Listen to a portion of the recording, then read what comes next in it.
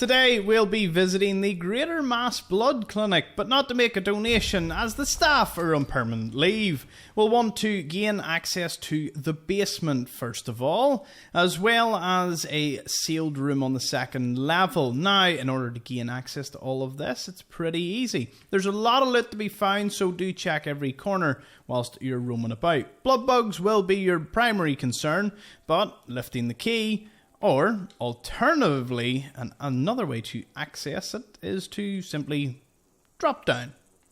Boom. We've bypassed the door, and if you've found yourself in this situation, you can pick up the key over here, which will unlock the door. Gains you access to the examination room as well as the basement. First things first, you want to have a look at this terminal. It gives not only a variety of stories, but it also gives a bit of a instruction as to what they were to do when someone came in for a blood test. So, reassure the patient of confidentiality, draw blood per test order, dismiss patient, forward to the analysis lab on the second floor, which we'll be visiting and getting ourselves a skill book. If no aids are available, clearly mark the samples and deposit them in one of the lab refrigerators. Password KJT540. That'll automatically mean we'll be able to access the terminal on the second floor, which will get us into the little lab here. Test logs are just kind of funny to read. So George Martin is the general. Again, maybe a nod to George Martin, because when you start reading it, it's his results are elevated glucose, cholesterol consistent with prior testing, high diabetic risk, recommend weight loss, dietary improvement, and exercise. Doing George dirty there with that one. Per standing orders, reported to the COs as excellent, because he was to always reported as excellent to the superior.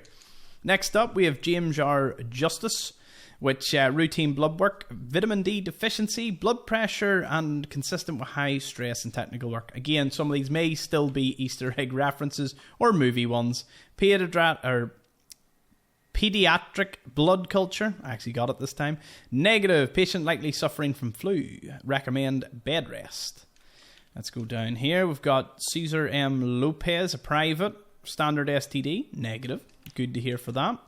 Alexis Martin, which was the wife of the general. Closely matched with patient 2498. Now, who's 2498? Well, that was Cesar Lopez. Now, you obviously, basically he's finding out that his wife was having an affair and the baby isn't the general, so that's pretty rough. The final one, however, this is where Kyle says he's cached stems in the blood storage room in the basement, and where to find it. So let's have a little look-see now, shall we? Straight down to the basement. Now, the biggest pain that you'll have to deal with is the infected blood bug. Obviously one that's had a wee bit too much blood whilst he's been down here. Because, there's a lot of stuff going on. Plenty of supplies once you take them out. My recommendation is throw a Molotov cocktail or a frag grenade. Close the door and hopefully that should take care of him. Because he's quite a beefy blood bug to take down. Now, press the button and we're into the blood bank. Blood packs are extremely useful for not only making stim packs, but Deathclaw omelets. There's about 40 in here, as well as the chem cooler that you can unlock. It gets quite a number of chems. The trunk here also being full of extremely useful items. Grab everything that you need before we head back on up to the second level, get that skill book, and more blood packs. Exiting out.